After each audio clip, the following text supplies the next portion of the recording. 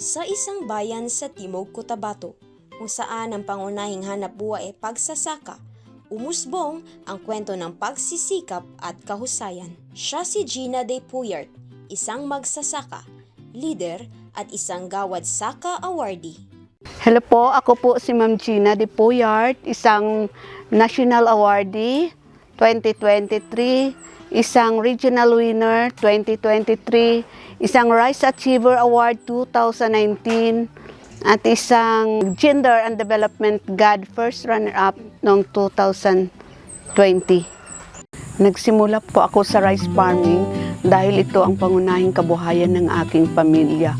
Bata pa lang po ako, tumutulong na po ako sa aking mga pamilya. Ang malaking pagsubok bilang isang babaeng magsasaka ay ang pisikal na hirap ng trabaho. Sa loob ng maraming taon, marami ng pagbabago ang nangyari sa kanyang komunidad.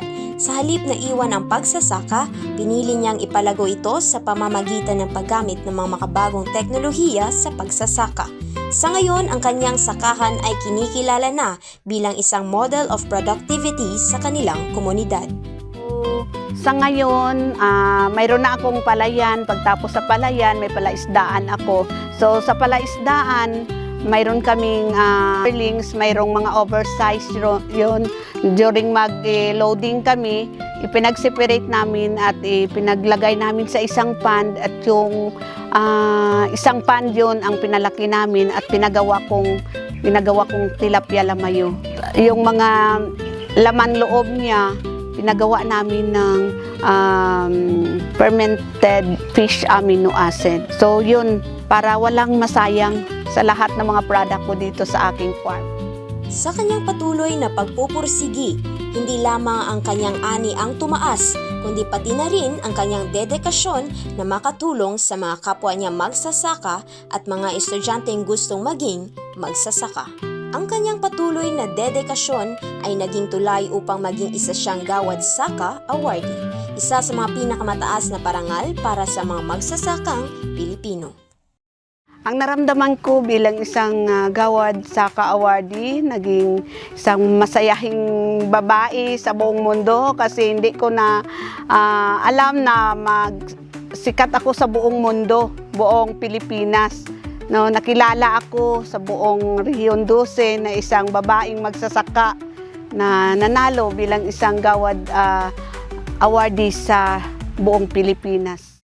Sa kanyang pakikipag-ugnayan sa Agricultural Training Institute 12, ang kanyang farm ay naging isang accredited learning site for agriculture. Sa pamamagitan nito ay mas napalawak niya pa ang kanyang kaalaman sa pagsasaka at mas marami pang mga kabataan at magsasaka ang kanyang nabahagian ng kanyang kaalaman. Nagpasalamat po ako sa ETI kasi sa mga training na pinag-conduct nila sa amin, sa mga magsasaka, laking tulong po sa aming sakahan. Kasi doon namin nakikita na ang lahat na natutunan namin ay ipinag-apply namin sa aming sakahan. At hindi lang yan, pinagpaabot pa namin sa mga farmers na nandito sa aming komunidad. Ang kanyang kwento ay isang patunay na ang mga kababaihan ay kayang manguna at maging tulay ng pagbabago sa larangan ng agrikultura. Mula sa mga parangal niyang natanggap ay ang refleksyon ng isang babaeng punong-puno ng dedikasyon sa pagpapaunlad ng agrikultura sa kanyang bayan. Na pasalamatan ko po yung mga anak ko, pamilya ko, una-una sa God, no? Kung wala si God, hindi gid ako nakaabot ng ganito ngayon sa sitwasyon ko na nakapag learning site ako ng aking farm.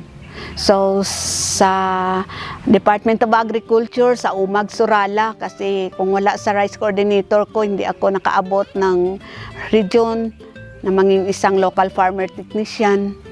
At sa ETI, sa Agricultural Training Institute, na sila yung nag-udyok sa akin na maparanas yung mga nalaman ko na maging isang local farmers technician. Doon ako na hanas yung yung buong buhay ko kasi sa training araw-araw, every month or every what time nga tawagin kami ng ETI na mag-training. Doon ako ano yung isip ko kasi marami talaga, hindi basta-basta yung ETI mag-conduct ng training sa mga farmer.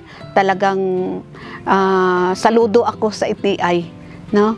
Tapos sa aking mga kapwa mga farmers na aking pinag-serve noong panahon na hindi pa ako nakaabot ng national sa paaralan mula elementarya hanggang high school. Ang kanyang kwento ay nagpapaalala sa atin na ang tagumpay ay hindi lamang nasusukat sa dami ng ani, kundi sa bawat buhay at kinabukasang ating pinalago.